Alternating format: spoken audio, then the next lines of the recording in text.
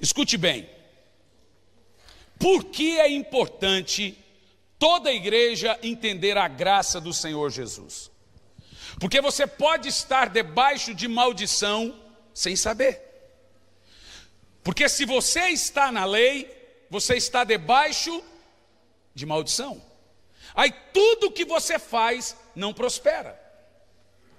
E hoje nós vamos aprender que Deus só abençoa pregadores da nova aliança.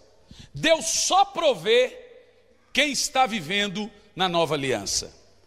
Essa semana eu fiquei muito triste. Essa semana não, ontem, antes de ontem. Tem uma cantora aí, uma voz lindíssima, por nome Daniela Araújo. E o diabo entra em alguns crentes. Não em todos, mas em alguns. E agora tem uns sites no Brasil que passou a ter o costume de expor e propagar pecado. Fuxico Gospel, não sei o que Gospel. Fuxico Gospel, gente. E vazaram um áudio dessa menina com crise de abstinência por causa de droga. Uma cantora evangélica, cantora famosa. Um áudio de 17 minutos, só de palavrão, e a menina querendo a droga. Gente, quando eu vi aquilo, muitos crentes vieram massacrando de cima. Eu chorei no hotel. Falei, eu queria que essa menina fosse uma ovelhinha minha hoje. E eu realmente fiquei chocado com a falta de misericórdia da igreja, com a falta de cuidado, a falta de amor, a falta de compaixão. Antes de pregar, eu sei que já está sendo colocado, muita gente vai ouvir isso. Nós temos que tomar muito cuidado com o zelo. A palavra zelo é uma palavra perigosa e ao mesmo tempo importante. Zelo sem conhecimento faz de você um terrorista. Paulo, a Bíblia diz que ele era o mais zeloso de todos. E o zelo fez ele matar os cristãos. Por isso que Deus, o Senhor Jesus, chegou para Paulo e disse, por causa do seu zelo pela lei, eu vou te trazer para o evangelho, para a graça, para você ter o mesmo zelo que você tem. Então ele queimava, matava cristãos por causa do zelo. O zelo do povo de Israel, Paulo diz que é o povo mais zeloso por Deus no mundo. Veja bem, o judeu até hoje sequer menciona a palavra Deus. Eles falam eterno, criador. Eles são extremamente zelosos e ainda assim não são salvos. Não tem um povo na terra mais zeloso pela sua religião do que o muçulmano. Eles matam, explodem em nome do zelo. Zelo sem conhecimento mata. Nós estamos com pregadores aí que são zelosos. Recentemente eu vi um pregador dizendo assim, um pregador que eu ouvia muito, que influenciou muito. Quando eu comecei a pregar, ele me influenciou muito antes de eu pastorear a igreja, e eu comecei a pastorear sobre a influência desse pregador. E depois, quando você começa a entender a graça, algumas coisas você fala, isso está errado, não dá para dizer isso. Ele disse assim, eu tenho vergonha de fazer parte da igreja de Cristo. Você tem ouvido a graça, isso não sou estranho agora para você? Mas se você está lá falando, vendo os defeitos da igreja, você fala, é verdade, está tudo bagunçado. Mas quando você entende que todos nós vivemos debaixo do favor imerecido de Deus, o site de Fuxico Gospel, ele expôs o pecado da irmã. E se os nossos pensamentos fossem jogados na tela todos os dias? O que faz você ser menos pecador do que ela? Eu confesso, irmãos, que em nome do zelo eu já cometi muitos equívocos. Eu já pus gente para fora da igreja. Eu já disse que não queria gente na igreja. Pastor fulano quer vir. Aqui não. Aqui ele não congrega. Em nome do zelo. E eu dormia com a consciência tranquila. Eu dizia assim, graças a Deus ali ninguém vai bagunçar com o negócio. E não vai.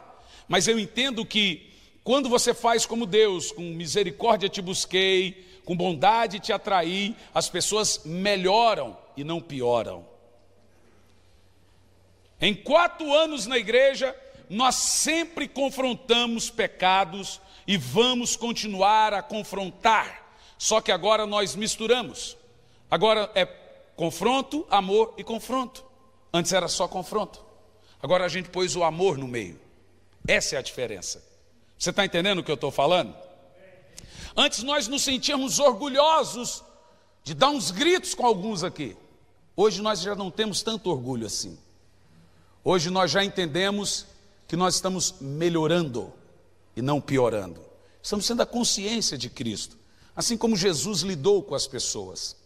Jesus surrava os religiosos e abraçava os pecadores. A birra de Jesus não era com os pecadores, era com os religiosos. É verdade ou não é? Então eu queria que você nunca propagasse escândalo. Aquela menina tem pai, tem mãe, tem filho. Então você pensa que aquele site expôs só a cantora? Ele expôs os filhos, pai, mãe. Se fosse a cantora, eu imagino quanto ela já chorou nesses 2 dias, sabendo que a vida dela, o pecado dela foi jogado assim para todo mundo saber. Isso é uma vergonha. Eu tenho mais vergonha do moralismo de quem fez isso do que do pecado que ela cometeu. Porque aonde abunda o pecado, superabunda a graça. Tem gente que pega esse texto e confunde.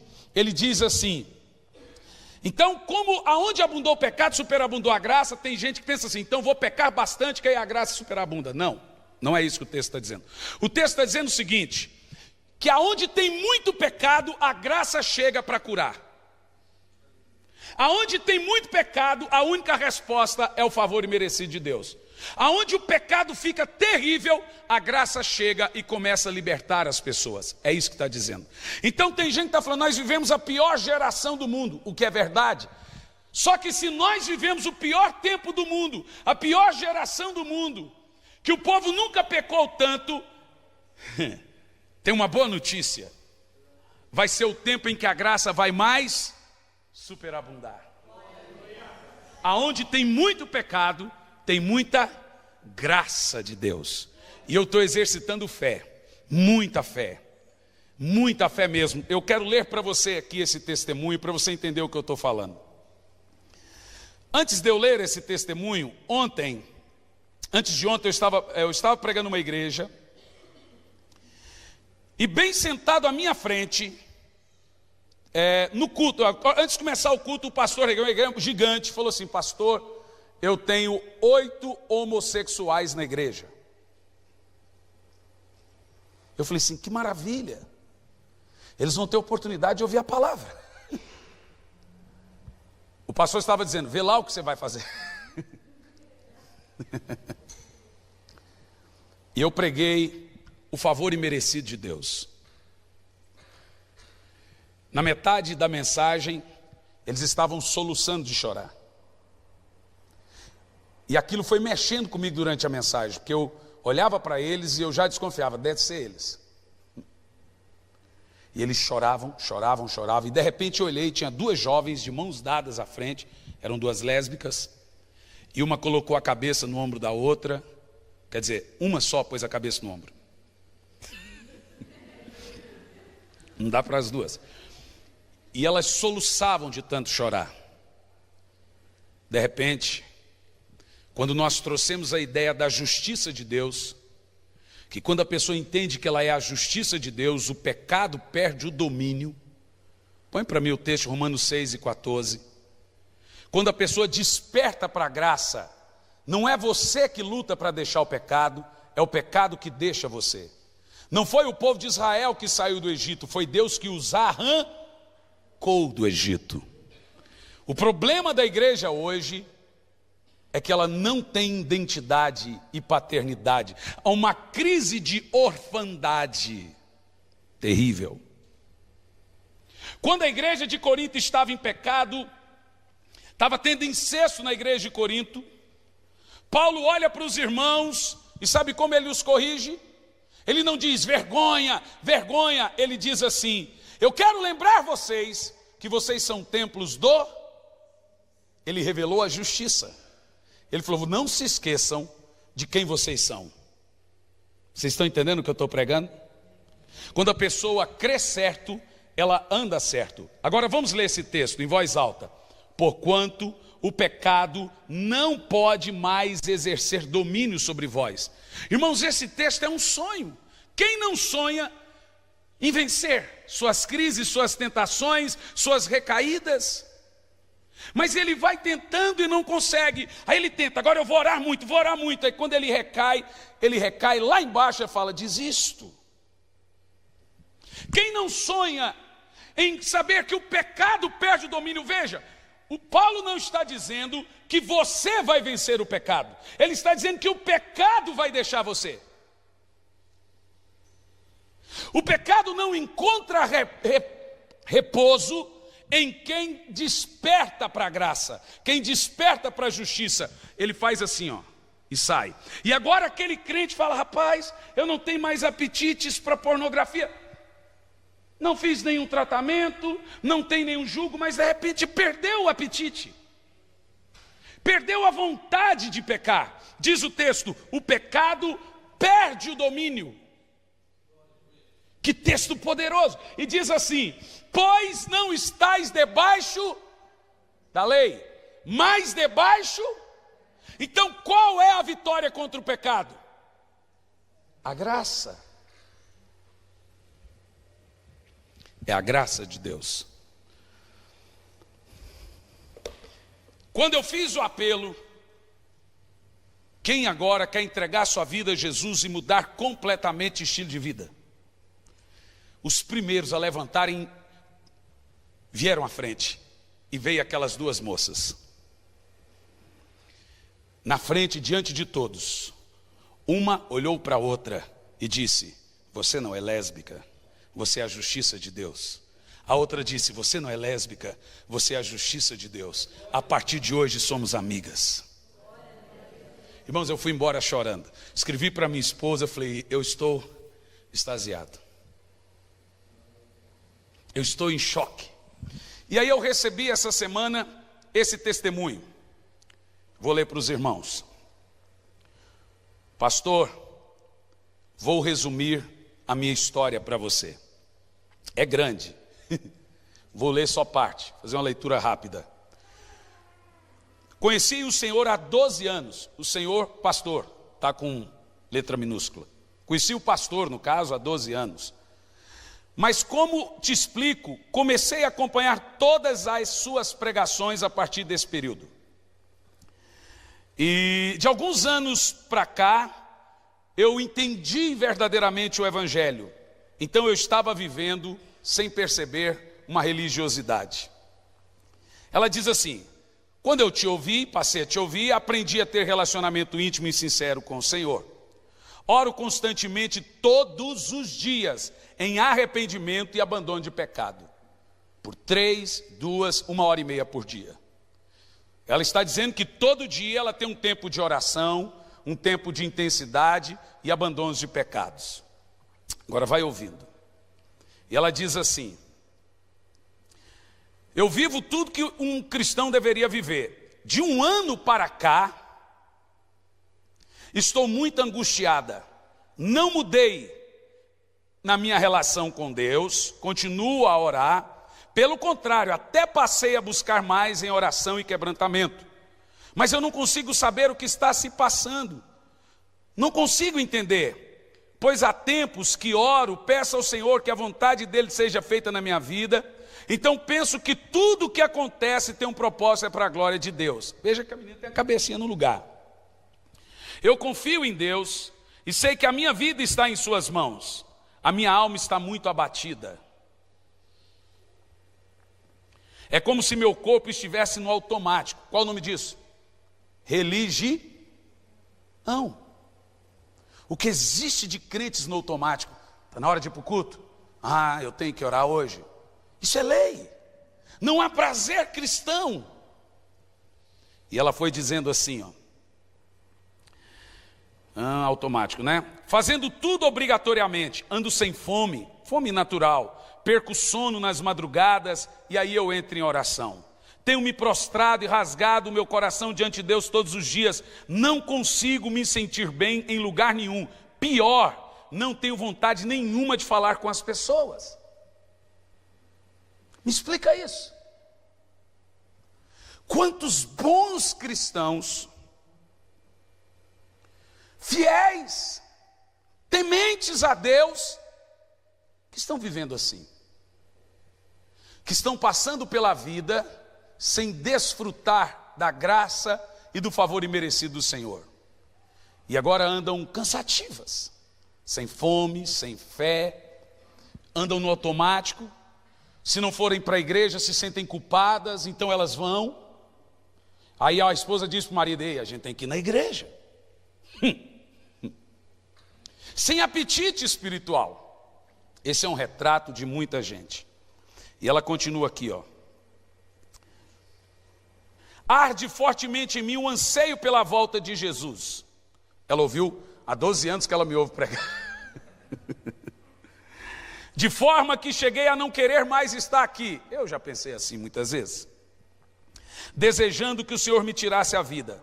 As coisas ficaram sem sentido, mas ao mesmo tempo eu penso: se Deus me recolher a vida, eu não vou cumprir o propósito dele. Ela está certa. Então entra em um grande confronto. Não consigo assimilar o anseio pelo céu com a espera do tempo de Deus e o ganhar almas. Vê que é uma crise mesmo que a irmã está passando. Agora ela disse uma palavra que resumiu o estilo de vida dela: me esforço a cada dia para fugir do pecado.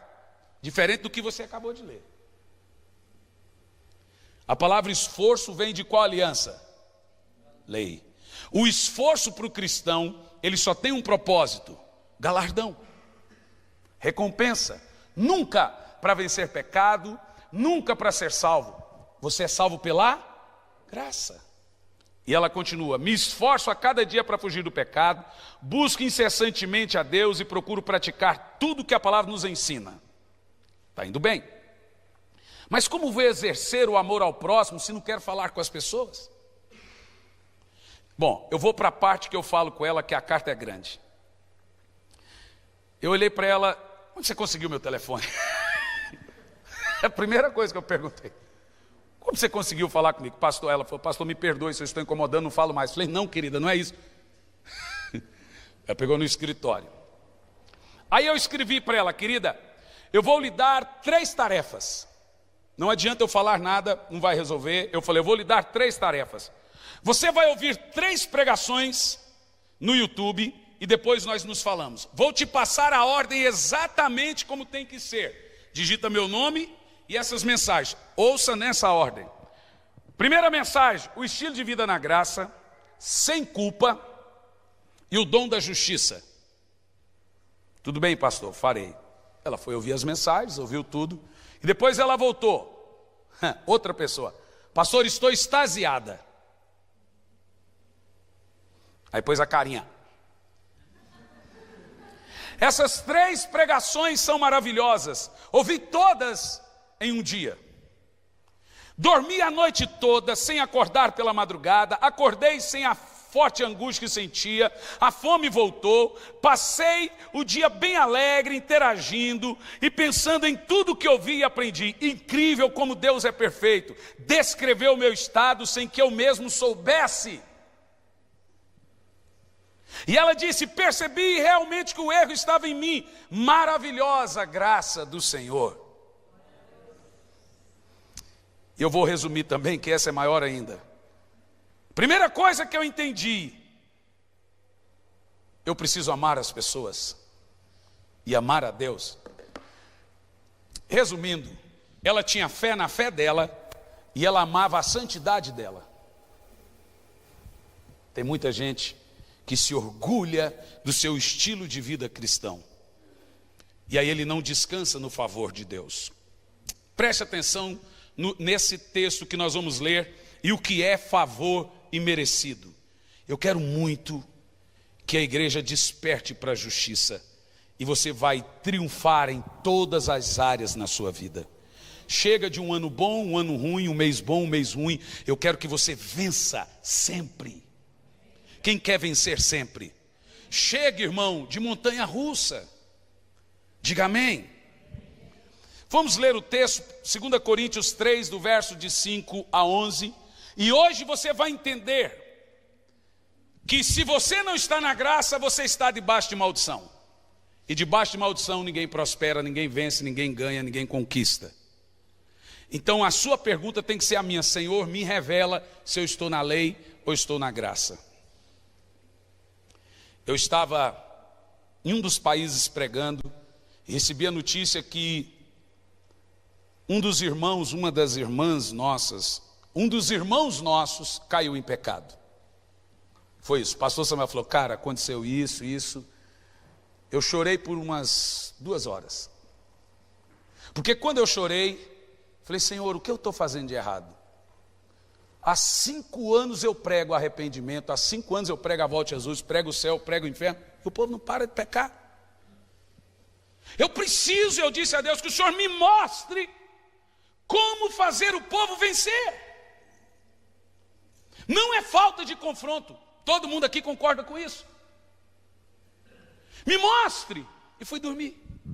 Eu ouvi um grito dentro da minha cabeça: desperta a igreja para a justiça. Eles têm que saber quem são, porque é a graça que traz arrependimento e não o arrependimento que traz a graça. Quando eles entenderem que Deus é Pai e quem eles são, eles irão se arrepender. Irmãos, eu já preguei mensagens duras e vi gente gritar e chorar de arrependimento, mas eu nunca vi gente, honestamente, chorar de arrependimento pregando a graça. No último culto que eu preguei a graça de Deus, as pessoas choravam de tanto arrependimento, porque a graça gera arrependimento. É isso que Paulo fala em Romanos 2, versículo 4. Ou desprezas tu a imensa bondade da sua misericórdia, não percebendo que é a graça de Deus que leva ao arrependimento? Você vê que eu li esse texto tantas vezes e nunca percebi para isso. Falei: o senhor quer que desperte a igreja? Então primeiro revele a mim. Foi 2 anos. Não foi fácil. O texto diz assim, não que possamos reivindicar alguma coisa com base nos nossos próprios méritos, mas pelo menos 70% da igreja, principalmente as que estão na mídia, estão lhe ensinando a reivindicar. Eu falei alguma mentira? Deus tem obrigação de fazer, Deus tem obrigação. Eu falei alguma mentira? Paulo diz: não que possamos reivindicar alguma coisa com base nos nossos méritos. Nós não pedimos alguma coisa por Deus com base no que eu faço. Senhor, eu jejuei, agora o Senhor faça isso. É isso que Paulo está dizendo. Você reivindica não pelos seus méritos, olha o que Paulo diz, mas a nossa capacidade vem de Deus. Em Cristo você recebe todas as bênçãos, não pelo seu esforço e não pelo seu mérito. Entendeu a diferença? Como que você toma posse de todas as bênçãos? Quando você descansa na cruz e você fala: Senhor, por tua graça, pela tua obra na cruz, eu sei que eu sou abençoado. Não é: Senhor, eu fiz isso, então eu mereço isso. É isso que Paulo está dizendo. Agora veja o próximo texto, verso 6, vamos lá. Ele nos capacitou, para sermos ministros da velha aliança. A velha aliança é o quê? A lei. A nova aliança é o quê?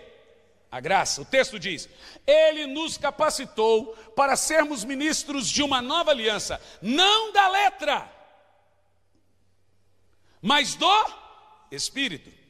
Porque a letra mata, mas o Espírito vivifica. Qual é a letra que mata? Já falei sobre isso. É a letra da lei. Por que que é a letra da lei e não a Bíblia? Olha o próximo verso, verso 7. A revelação da nova aliança, a relevância da nova aliança, é isso mesmo? Com letras sobre pedras foi gravado o ministério que trouxe a morte. Veja, qual é a letra que mata? A letra que trouxe a morte, que foi gravada em pedras. O que foi gravado em pedras? Os 10 mandamentos. E o texto diz assim: no entanto, esse ministério teve grande glória.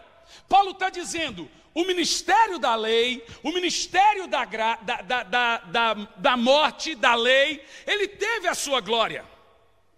Então você tem pregadores que têm o ministério da condenação. É o ministério da letra, da lei. Paulo diz que tem a sua glória. Isso é importante.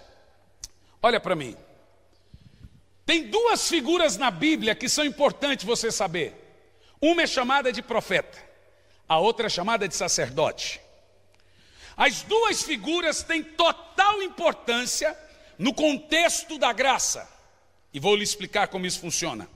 Quando Deus quis tirar o povo do Egito, ele levantou dois irmãos com essas duas funções, Moisés e Arão. Moisés ele levantou como profeta e Arão ele levantou como sacerdote. Qual é a diferença do profeta e do sacerdote? A diferença é simples. O profeta é representante de Deus para o povo. O sacerdote é representante do povo para Deus.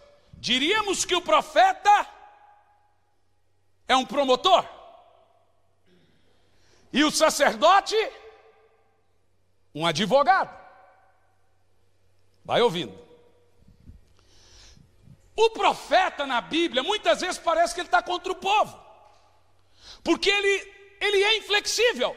Ele traz a palavra de Deus, veja Jonas e Nínive, e ele não quer nem importar se o povo vai chorar, e não. Ele tem que falar em nome da lei. Ele representa Deus. Ele não está nem aí se o povo chora ou sofre ou não. Não é o papel do profeta. Ele tem que trazer a verdade. O sacerdote não. O sacerdote intercede a Deus pelo povo. Nós temos dois homens que tinham esse papel na Bíblia. Moisés era profeta, Arão era sacerdote. Agora escute isso, como que isso é de extrema revelação para a sua vida. Quando Moisés subiu no monte para receber a lei, Arão ficou com o povo. Moisés ficou com Deus, Arão ficou com o povo. A lógica está certa. Moisés era de Deus, Arão era do povo. Diga amém. Quando Arão estava com o povo, Moisés durou lá 40 dias. O povo chegou em Arão, pressionou Arão e disse: Arão, Moisés não volta mais, morreu. Nos dê Deus. O povo de Israel não pediu ídolo, eles pediram Deus. Eles disseram: Moisés nos dava Deus. Moisés foi embora, se vira e arruma Deus para nós. Eles não pediram nos dê um ídolo, eles nos deu um Deus. Sabe qual é o problema? Arão era o sacerdote, se deixou influenciar pelo povo e fez o que o povo queria. Escute bem isso. Você não dá o que você não tem. Arão não tinha Deus, então ele inventou um. O que nós vivemos hoje é isso. Igreja que não tem fogo, inventa um. Igreja que não tem glória, inventa uma. Igreja que não tem unção, inventa uma. Igreja que não tem poder, inventa um. Igreja que não tem Deus, inventa ídolos.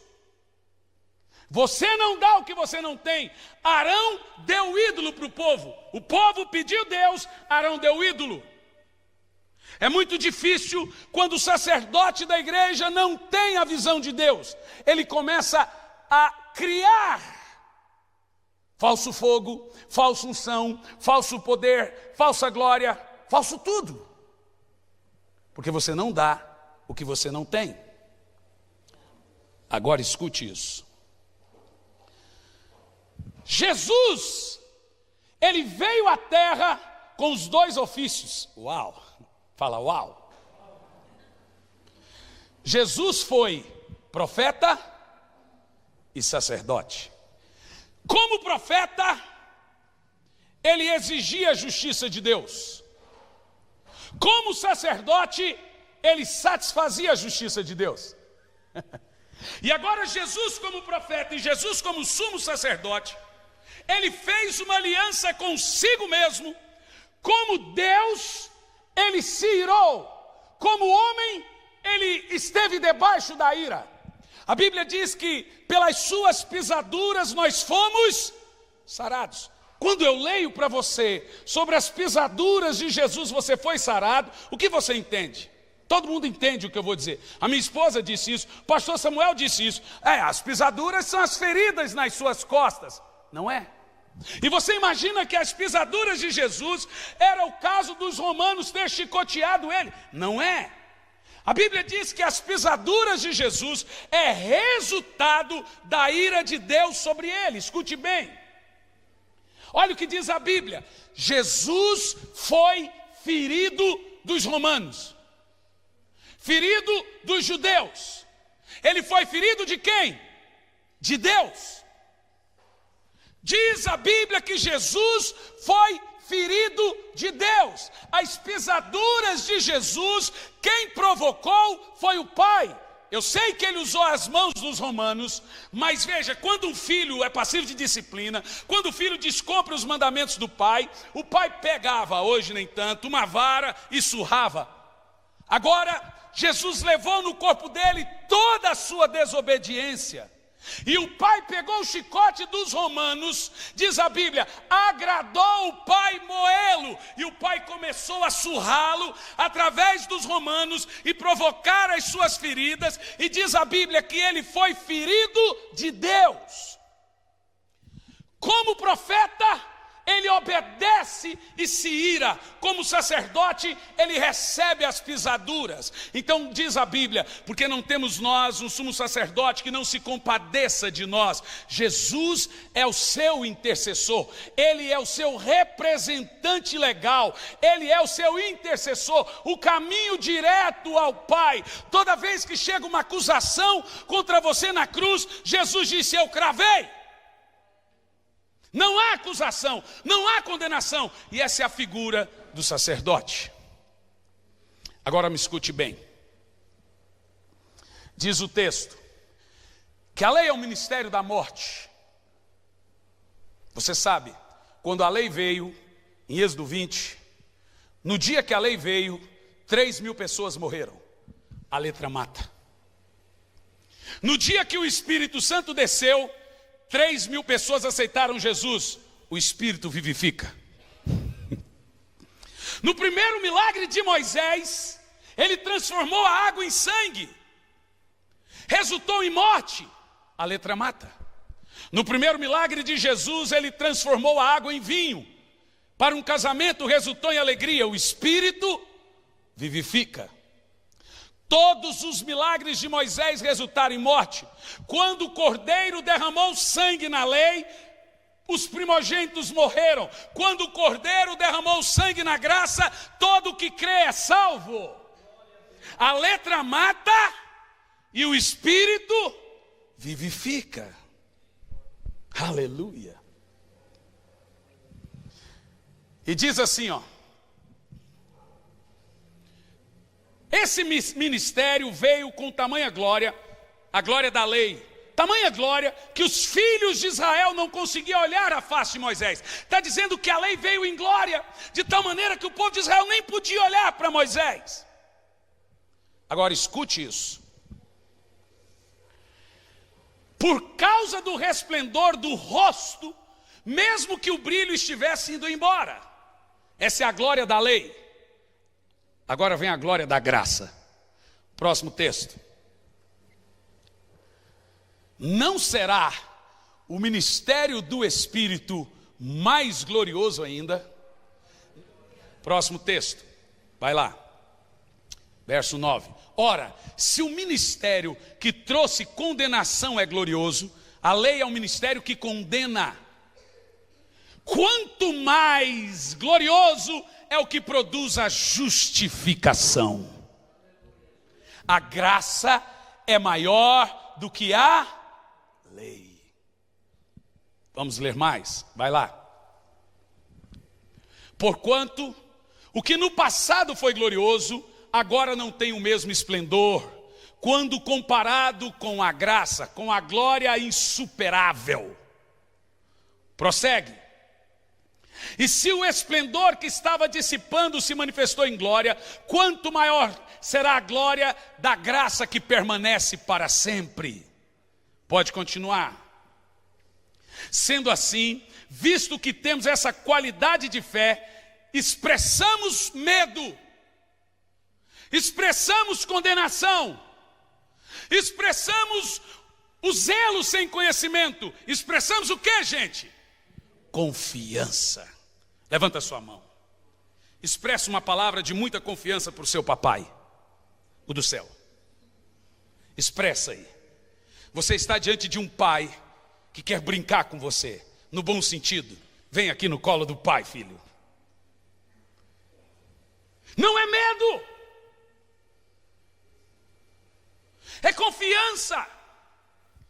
Deus é pai.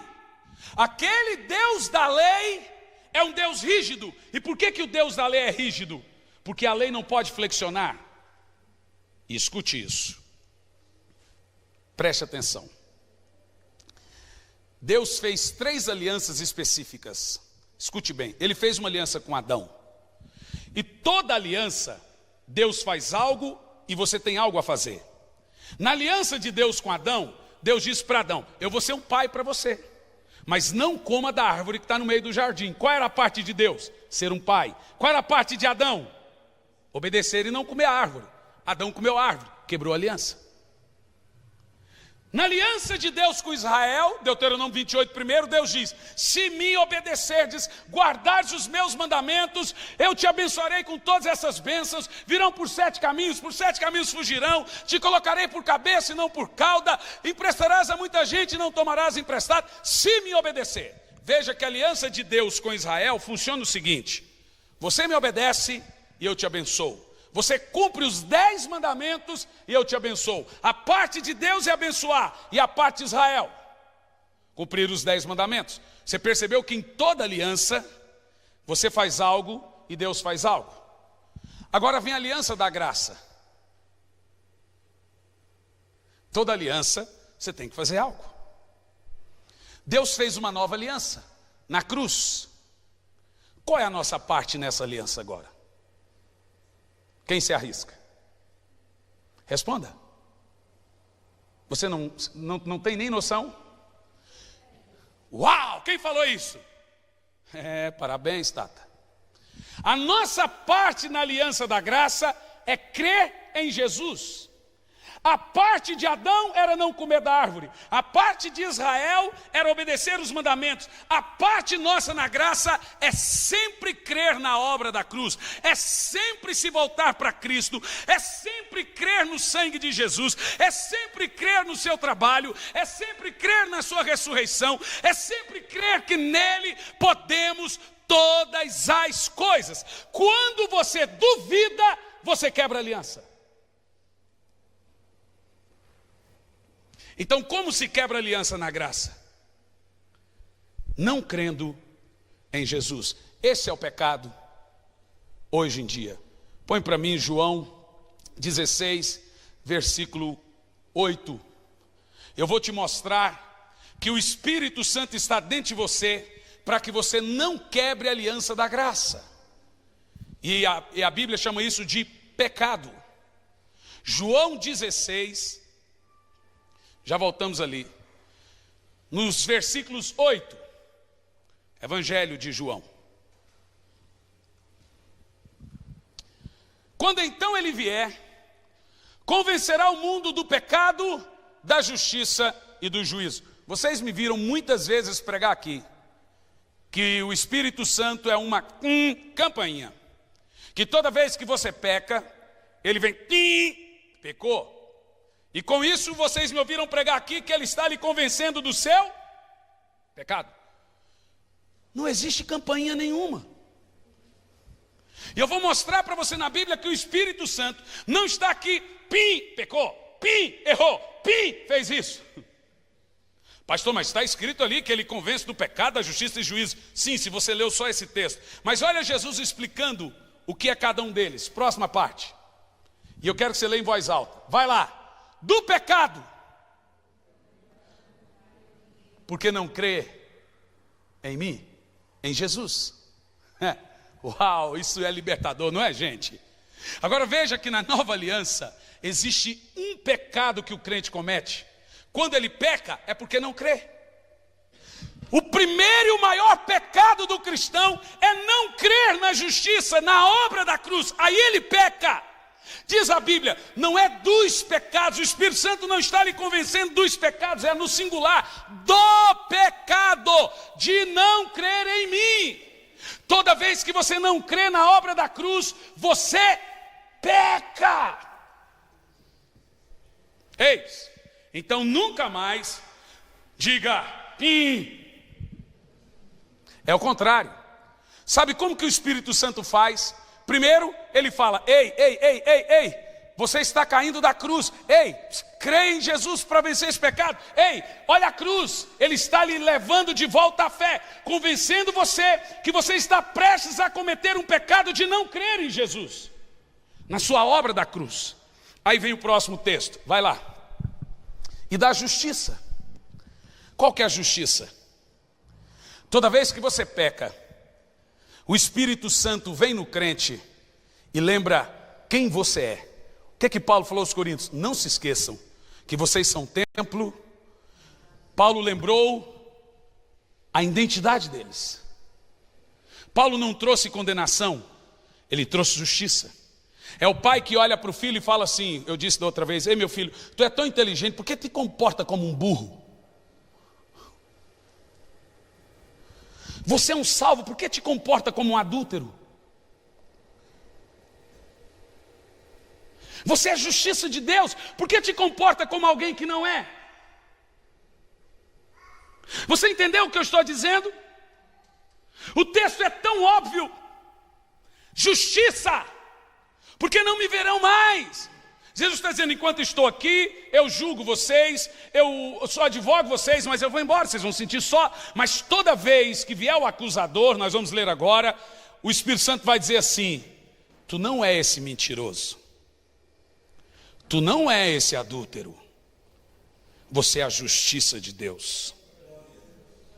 Ele lhe convence da justiça. Agora olha o próximo texto. Vamos lá? E do juízo. Aí alguém diz assim, está vendo? O Espírito Santo está dizendo, cuidado com o juízo final. Não é isso que ele está dizendo. Qual juízo que ele está lhe lembrando? Porque o príncipe deste mundo já está condenado. O juízo de quem que ele está lembrando? Do diabo, não seu. Você sabe qual é a arma do diabo contra você? A sua condenação. Não existe acusador sem acusação. Quando você se sente acusado, o acusador tem trabalho para fazer. Quando não há acusação, não tem acusador. Tem gente dando serviço para o diabo. Toda vez que você se sente condenado e acusado, lá vem Satanás dizendo, agora é a minha hora de agir. Mas a Bíblia diz que quando o diabo vem lhe acusar, o Espírito Santo vem e diz, diga ao diabo que o julgado é ele, que o condenado é ele é o derrotado, ele é o fracassado, você não, você é mais do que vencedor, você é a justiça de Deus, você não é o derrotado, o diabo é o derrotado. O Espírito Santo vem e diz assim, diga para o diabo isso, que ele é o condenado, você é a justiça de Deus. Vocês concordam comigo que isso muda todo o nosso jeito de cantar, de viver, de caminhar no dia a dia? Crer certo faz viver e andar certo. Há muitos irmãos, bons irmãos, que estão vivendo debaixo de condenação, mesmo sendo salvos. Isso tem os matado. Isso tem os destruído, tirado do coração deles o anseio por servir a Cristo. Põe para mim Romanos 3:19. Irmãos,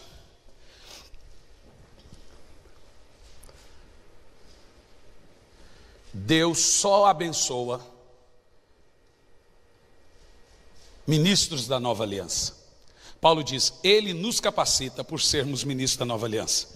Deus não abençoa, não provê, não abençoa quem não é ministro da nova aliança. Você tem que saber se você educa seu filho com os olhos da graça ou com os olhos da lei. Você tem que saber se você é alguém que anda no favor imerecido de Deus ou no favor merecido. Porque se você anda no favor merecido, você vive debaixo de maldição. E por que você vive debaixo de maldição? Porque toda vez que você não cumpre a lei, tem o quê? Maldição. Concorda comigo? E você não consegue cumprir a lei. Então sabe o que os pais fazem? Eu falei isso e vou repetir várias vezes. Nessa semana pregando nas igrejas, quando eu falei, muitos pais começaram a chorar, adolescentes começaram a chorar. Porque todos os pais, quando seus filhos erram, eles fazem como o diabo e não como o Espírito Santo. O Espírito Santo revela a justiça, revela quem você é, revela a sua identidade. O diabo revela o pecado, ele enche você de condenação. E aí você vai definhando, você vai piorando. O que é que os pais fazem? Eles não andam no favor imerecido. Quando o filho erra, ele diz: quando é que você vai me dar alegria? Isso é condenação. Eu estou muito triste com você. Estou decepcionado. Faz igual a pastora Elisandra. Ela falou: pelo amor de Deus, não fala isso mais. Ficava até 1 dia e meio, 2 dias sem falar com o Jean. Estou dando um gelo para aprender. Você acha que isso melhora as pessoas? Sabe o que um pai faz? Hoje, irmãos, eu sou pai de um filho adolescente, que parece um homem, 1,75 m de altura, parece um homem formado. Eu dou um soco nele, dói minha mão. Você fala: menino, vou te bater. Você fala: tenta, e me abraçar, eu não consigo. Então hoje eu revelo para o meu filho a justiça. Você não é um mentiroso. Você tem o Espírito Santo. Por que te comporta como alguém que não tem? Mas eu posso também falar assim: vai para o quarto, chore bastante e fica lá até Deus lhe perdoar. Um dia eu cheguei em casa, estava meu filho chorando. A mãe falou para eu sair daqui até Deus me perdoar. Eu falei: meu filho, você vai ficar aqui 3 dias.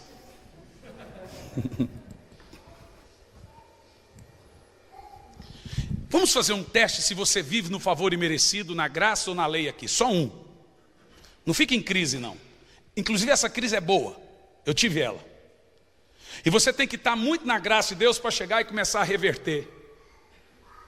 E ser humilde. Para começar realmente a trazer o favor imerecido de Deus. Por exemplo, eu ficava muito chateado quando você ajudava as pessoas, e ajudava todo mundo, ajudando todo mundo, e agora quando você precisa daquela pessoa uma vez, ela não pode te ajudar. Aí você fica assim: caramba, já fiz tanta coisa, só precisei uma vez e não fez nada. Nunca mais faço nada. Você sabe qual é o nome disso? Lei. Todo mundo tem esse sentimento. Se você anda na graça, é favor imerecido. Você faz, mesmo sabendo que ele não vai lhe recompensar. Pastor, como isso é difícil? É porque você está na lei, querido. Faço mal, recebo mal, faço bem, recebo bem. Isso é lei. Mas quando você está na graça, pouco importa se aquela pessoa vai recompensar, vai também, uma mão lavando a outra, você faz a sua parte. Por exemplo, ofensa. Ofensa é uma cultura da lei. Só se ofende quem tem justiça própria. E justiça própria é chamada de injustiça. Aquele que está no favor imerecido de Deus, ele faz como Jesus: Pai, perdoa eles. Meu Deus, está todo mundo na lei.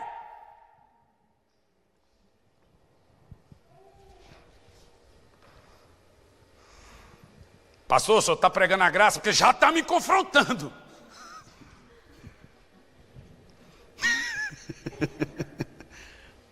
Mas pense comigo, se a gente não vive mais na lei do que na graça. Inconscientemente. É ou não é, gente? Agora vamos ver alguma coisa aqui. Presta atenção. Ora, sabemos que tudo o que a lei diz, diz aos que estão sob o domínio da lei, para que todo mundo se cale e todo mundo fica sujeito ao juízo de Deus. Você percebeu que a lei deixa você sujeito ao juízo. Agora olha o próximo texto, se assustem. Portanto, ninguém será declarado justo diante dele, confiando na obediência da lei, pois é precisamente por meio da lei que chegamos à irrefutável conclusão que todos somos pecadores. Veja que a lei mostra pecado, a graça, a justiça, a identidade.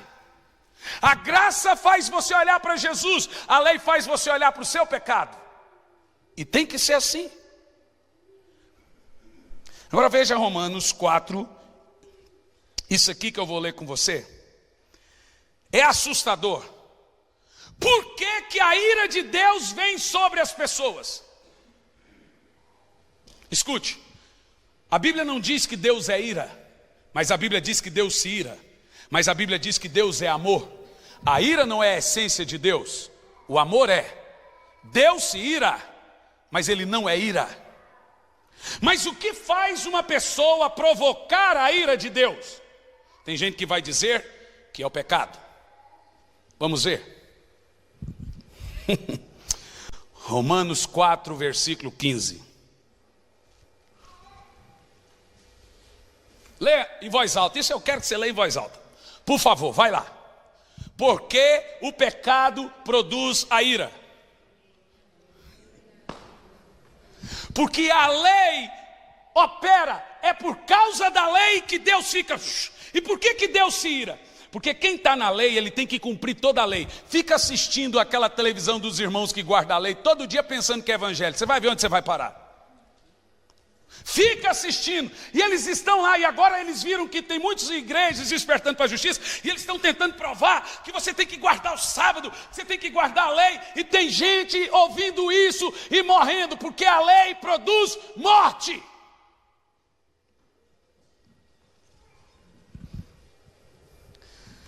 Tem um pastor que aparece na televisão e diz: se eu sou profeta, você está amaldiçoado. Ria na cara dele, porque em Cristo não há maldição. Ele vai perder o tempo te amaldiçoando. Você é abençoado. Ele pode morrer de amaldiçoar. Não há maldição sobre quem está em Cristo. Teve uma família que veio aqui para a igreja. O pastor olhou para eles estão aqui, e disse assim: vocês sabem que todo mundo que sai da igreja morre. Eu não vou falar o nome deles por ética, mas só o primeiro nome, Fernando Franco. Vocês sabem, fulano saiu da igreja e capotou o carro, não sei o quê, e maldição vem. Não deixa morrer de amaldiçoar, irmão. Quem pode amaldiçoar os eleitos de Deus? Quem pode prover ou proferir alguma acusação contra o eleito do Senhor? Foi Ele, e é Ele quem nos justifica. Vai morrer de espraguejar, meu filho. Tem que falar, pastor, acho que jogaram um olho gordo em mim, jogaram uma praga. Meu filho, que tipo de crente você é? Tu é um crente ou é um saco de batata podre? Tu é justiça de Deus ou é o quê? Irmão, se o olho gordo pegar num crente, pode voltar para a lei, vai lá para o Sinai e mora lá.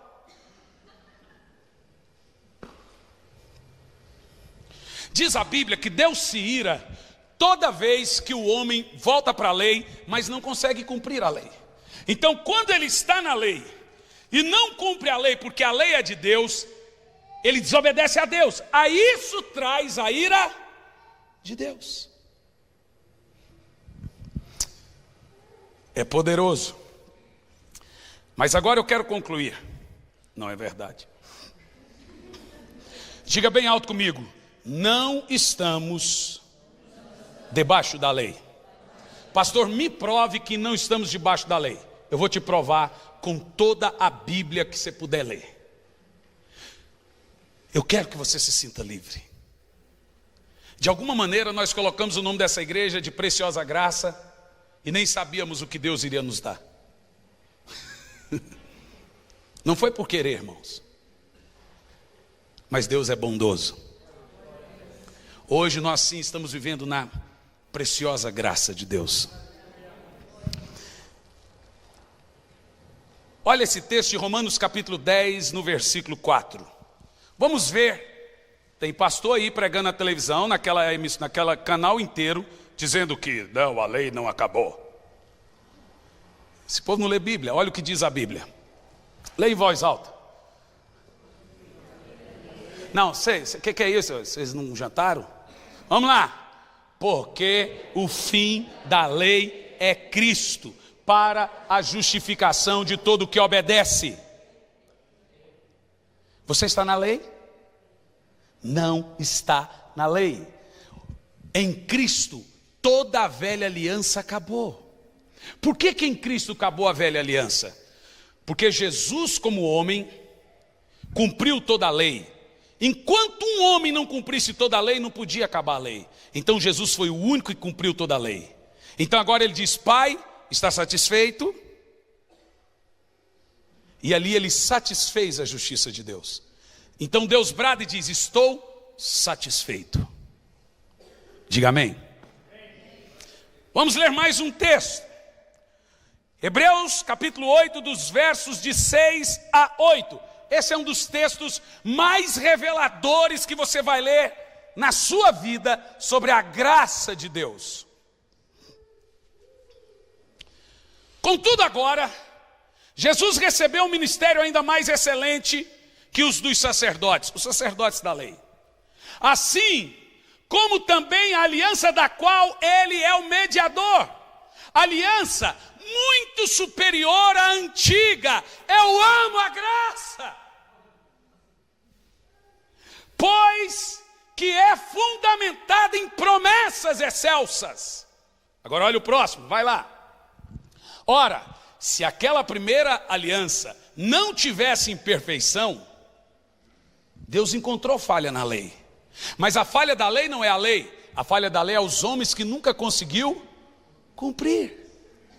E ele continua: não tivesse imperfeição, não seria necessário buscar uma segunda aliança. Vamos lá. Porquanto ele declara, repreendendo o povo por suas faltas. Olha aqui a promessa da nova aliança. Dias virão, diz o Senhor, em que estabelecerei com a casa de Israel, com a casa de Judá, uma nova aliança. Agora leia comigo esse texto. Vai lá, próximo. Não conforme a aliança que fizeram no passado, no dia em que tomei pela mão para os conduzir da terra do Egito. Está claro o texto? O texto diz: essa nova aliança não é igual a de Moisés quando saíram do Egito. Meu Deus, mais claro que isso, eu não sei o que esse povo anda lendo. E diz mais: pois eles não continuaram na minha aliança, ou seja, na lei. Ninguém cumpriu a lei. E eu os afastei deles, assevera o Senhor. Por que Deus se distanciou de Israel? Porque eles não cumpriram a lei. Então Deus falou assim: não tem um justo capaz de cumprir a lei. Então Deus não pode se aproximar de ninguém. Aí vem Jesus para cumprir toda a lei. Irmãos, a minha paixão por Jesus transcendeu tudo. Transcendeu tudo. Eu estava não sei qual país, liguei: pastor Samuel, eu não consigo falar para você o que eu estou estudando, porque eu estou muito emocionado, mas eu vou lhe dar para você estudar. E passei para ele tudo, porque não dava para eu passar para ele. Porque quando eu comecei a entender, tem gente que diz: pregar a graça faz as pessoas pecarem. Mas para mim me transformou num pregador. A graça não faz ninguém pecar. O que faz as pessoas pecarem é a lei. A força do pecado é a lei. É a lei que produz a ira, não é a graça. Quanto mais você entende o amor do Pai, menos amor pelo mundo você tem. Diz a Bíblia: quem ama o mundo, o amor do Pai não está nele. Quantas vezes eu já preguei aqui, irmão, João diz que quem ama o mundo não ama Deus. Mas não é isso que João diz. João diz: quem ama o mundo não entendeu o amor do Pai. É isso que está escrito muito claro. Quem ama o mundo, o amor do Pai não está nele. Não é que ele não ama, não é que Deus não ama ele, é que ele não entendeu como Deus o ama. Quando o crente entende que Deus encheu o coração dele de amor pelo homem, pegou o chicote dos romanos e falou: meu filho, você é o medianeiro. Meu filho, eu tenho que colocar nas suas costas toda a desobediência de não me obedecerem os Israel. Então, filho, está aqui os chicotes. Eu vou moer você, mas pelas suas pisaduras eu vou sarar o povo. Pelas suas pisaduras eu vou curar a igreja.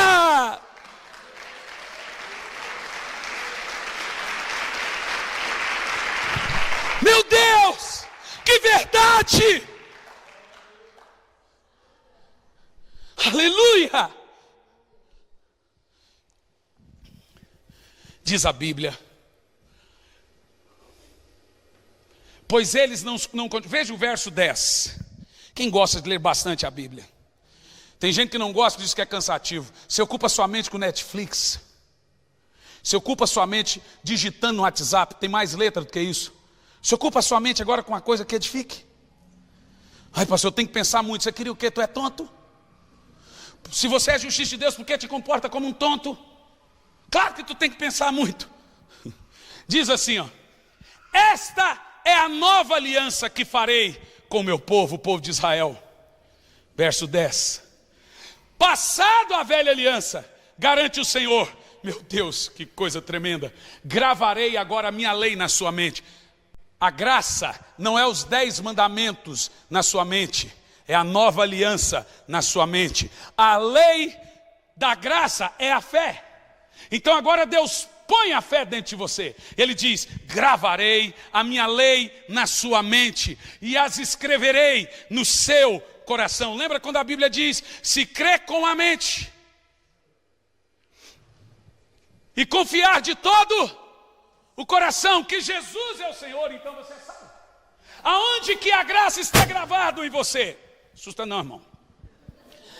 Aonde, a palma para acordar? Aonde que a graça está gravada em você? No conhecimento, na mente e na fé, no coração.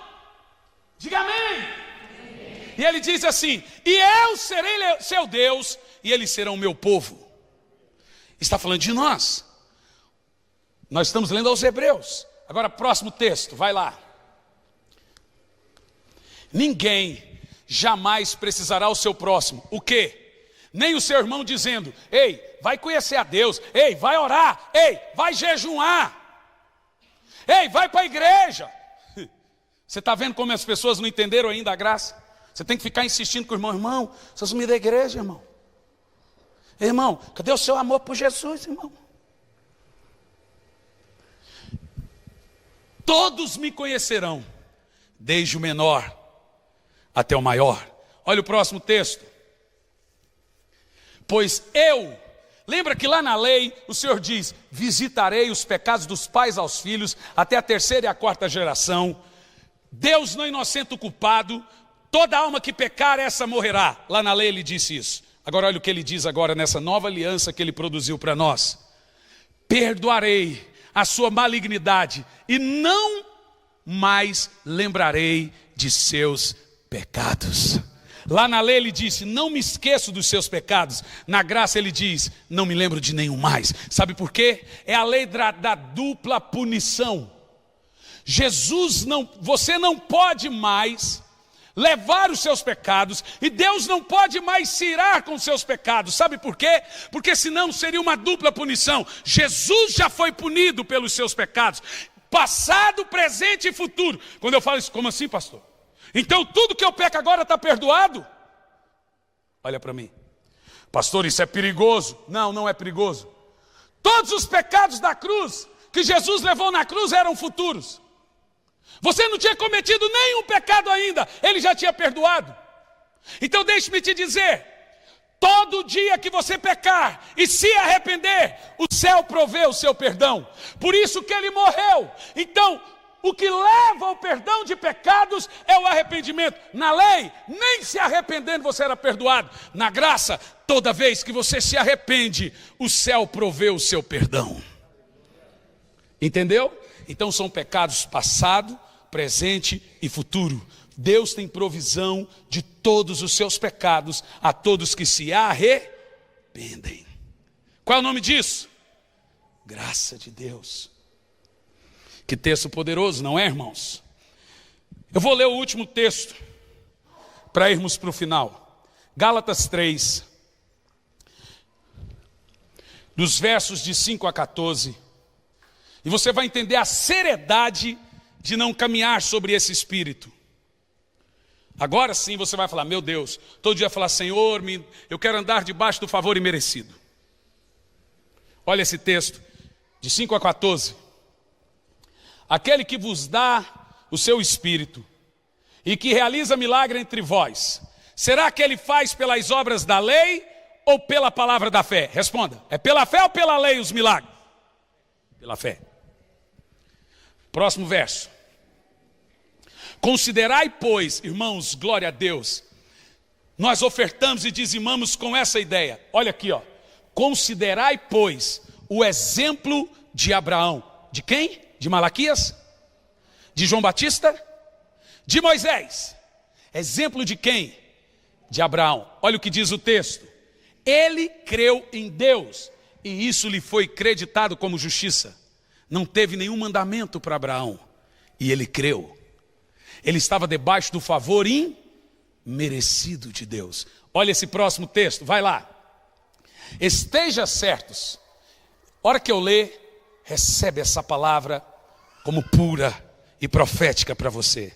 Estejam certos, portanto, que os que são da fé, precisamente esses, são filhos de Abraão. Deixe-me te dizer, por que você é filho de Abraão? Não é o judeu, é você. O judeu não tem fé, você tem. Só é filho de Abraão quem crê em Jesus. Então o judeu chegou para Jesus e disse, eu sou filho de Abraão. Jesus disse, se fosse filho de Abraão, creram em mim. Quem crê em Jesus? Então você é filho de Abraão, filho da promessa. Você vai desfrutar de todas as coisas. Em nome de Jesus, vai acabar aquela oscilação de vitória na sua vida. Você vai viver todas as vitórias de Abraão. Receba isso, irmão. Olha o que diz o texto. Estejam certos, portanto, que os que são da fé, precisamente esses que são da fé, são filhos de Abraão. Agora olha esse texto, verso 8. Irmãos, aqui está a maior revelação que você já ouviu na sua vida. Diz assim, aqui eu provo para todo mundo que a lei nunca foi o plano original de Deus, sempre foi a graça. A lei veio porque o povo de Israel rejeitou a graça. Aqui está escrito que o plano de Deus sempre foi a graça, está dizendo. E a escritura prevendo que Deus iria justificar os não-judeus pela fé, não é pela lei. Deus nunca fez aliança da lei com os não-judeus, ele só fez com o judeu. Com a igreja tem uma nova aliança. Eu quero que vocês leiam comigo inteiro esse texto, porque é muito revelador. Vamos lá. E a escritura prevendo que Deus iria justificar os não-judeus pela fé, isso é antes da lei. Agora olha o que aconteceu. Você vai ficar maravilhado. Deus anunciou com antecedência o evangelho a Abraão. O evangelho é uma pessoa, você sabe disso. Deus apareceu para Abraão e pregou Jesus para Abraão, pregou a graça para Abraão, pregou a fé para Abraão. Quem ensinou Abraão a crer? Diz a Bíblia que Deus pregou o evangelho para Abraão. Meu Deus, irmão, quebra as cadeiras, dá um glória a Deus aí. Não quebra as cadeiras não. O texto diz que, prevendo a escritura, que Deus salvaria você pela fé, Deus pregou para Abraão Jesus, o evangelho. Ei, Anderson, você que gosta de Bíblia não é empolgante? Só você que gosta. Pastor Fernando, você gosta? Quem mais gosta? Quando eu leio isso, eu fico no hotel, eu confesso, uau, você precisava ver. Irmão, eu fico numa frenesi. Não é empolgante?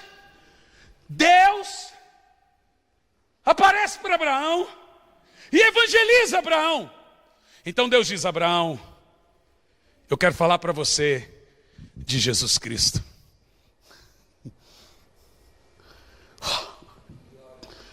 Meu Deus. E tem gente que não gosta de Bíblia.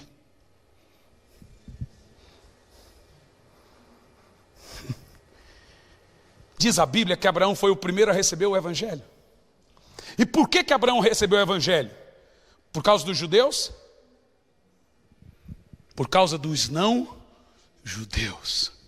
Deus pregou para Abraão para que você fosse salvo.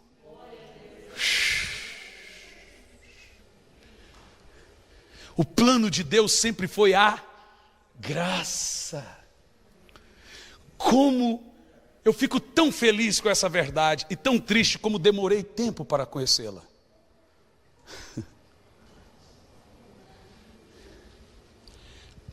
E por que Deus pregou para Abraão? Diz aqui, ó: por intermédio de Abraão, a preciosa graça será abençoada. A Márcia será abençoada. O Leco será abençoado. O Peterson, a Fátima será abençoado.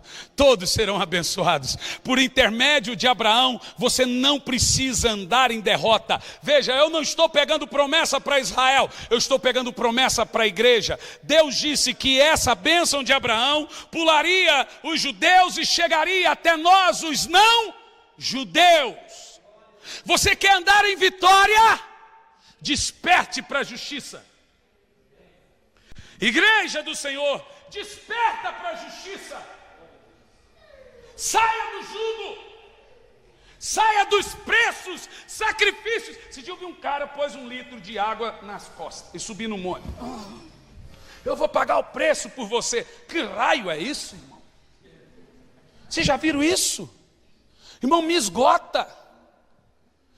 E agora eles ficam ensinando lei e matando eles a todos os dias. Sabe por quê? Ninguém ganha dinheiro com a graça. Na graça as pessoas ofertam porque são livres.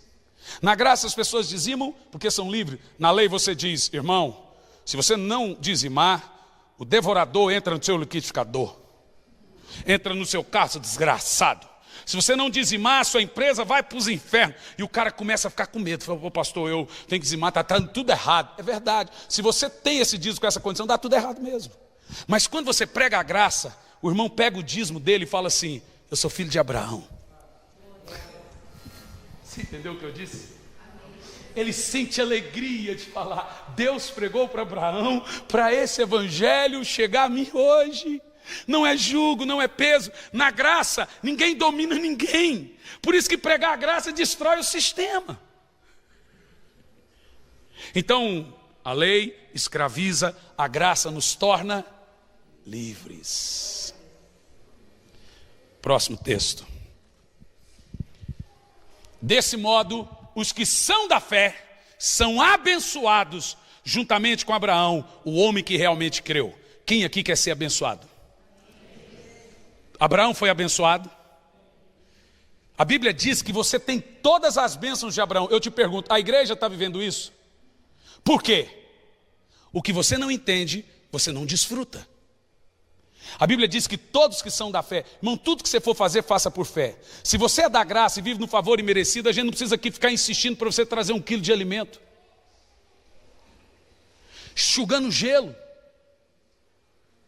Você vive no amor de Deus. As coisas acontecem naturalmente. Meu Deus. Pode ir. Pois todos os que são da lei. Agora eu quero que você leia isso, para você entender que as coisas às vezes não caminham na sua vida por causa desse texto. Esse é o texto que mostra por que os crentes não são abençoados. Leia em voz alta, vai lá. Pois todos os que são da lei estão debaixo de maldição. Não é porque ninguém te amaldiçoou, não. É porque a lei produz ira.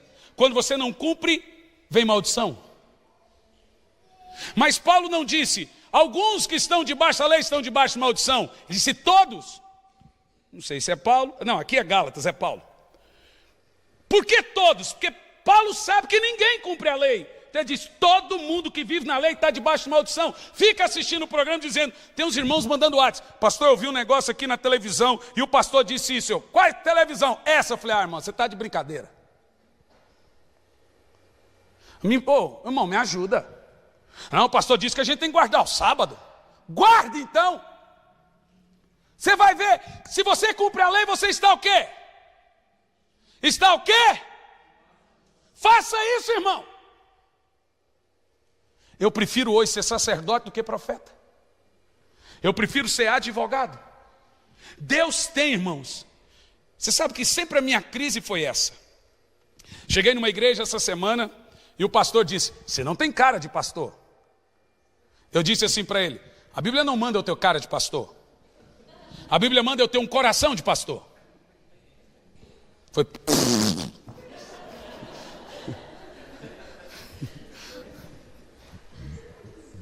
Mas Deus me usa, faz milagre, eu expulso demônio, ganho almas, viajo o mundo.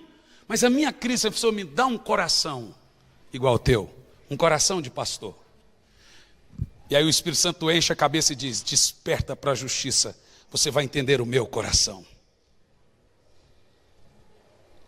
É muito lindo o Evangelho. Imagina Deus aparecer para você e pregar para você. Quem que é você? Eu sou o evangelista do céu, o próprio Deus. Eu quero te falar de Jesus.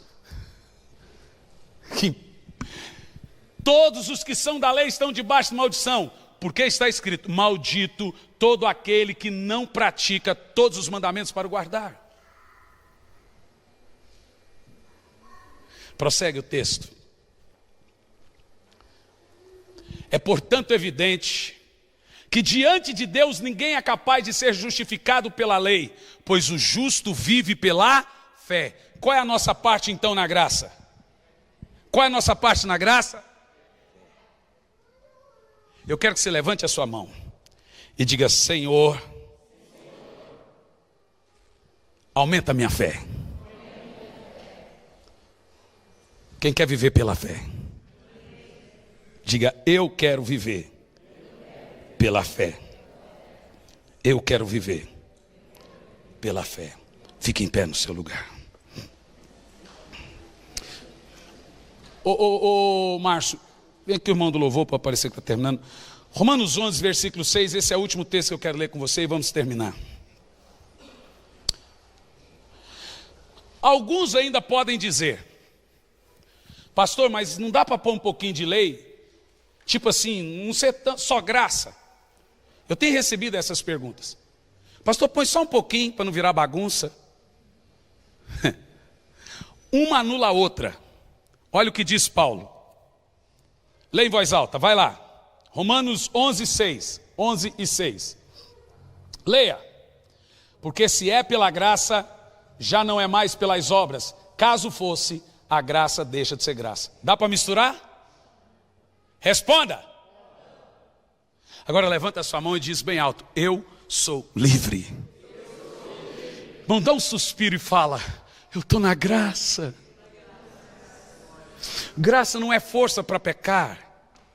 Graça é força para vencer o pecado. Quando o pecado abunda, a graça vem te dar força para tirar você do pecado. É isso que a igreja precisa entender. Tem gente que fala assim, você está na graça, então eu vou fazer de tudo. Não, é o contrário. A graça desperta você. E agora o pecado perde a força. Prometo você que esse é o último texto. 1 de Paulo aos Coríntios, capítulo 5, versículo 56. O verso 34 depois do 56. Onde você estava, Walter? Aonde você estava? Sério? Gente, quem vai sentir falta? Eu não vou não. Vou demais, hein? Vamos fazer muita falta. 1 de Paulo aos Coríntios 15, nos versos 34. Verso 34, depois do 56. Olha como isso é poderoso. Lê em voz alta. Como justificados que sois, recobrai o bom senso e não peques mais. Paulo está dizendo, você está na graça? Tenha bom senso. Ele não diz, volta para a lei. Graça é bom senso, irmão.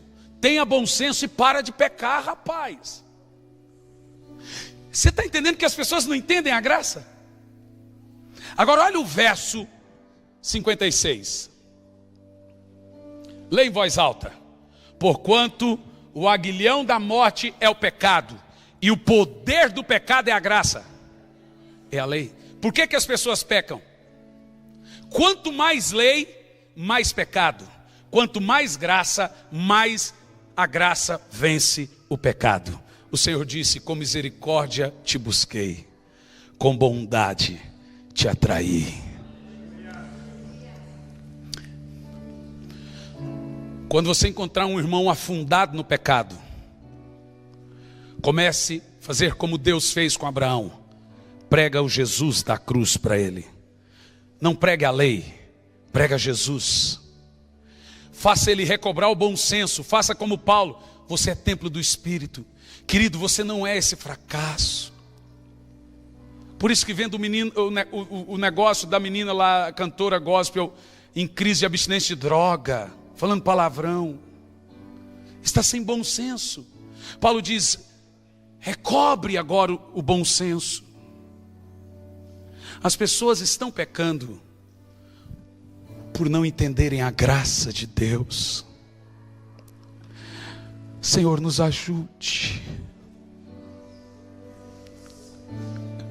Nos ajude, Senhor. Essa graça é tão maravilhosa.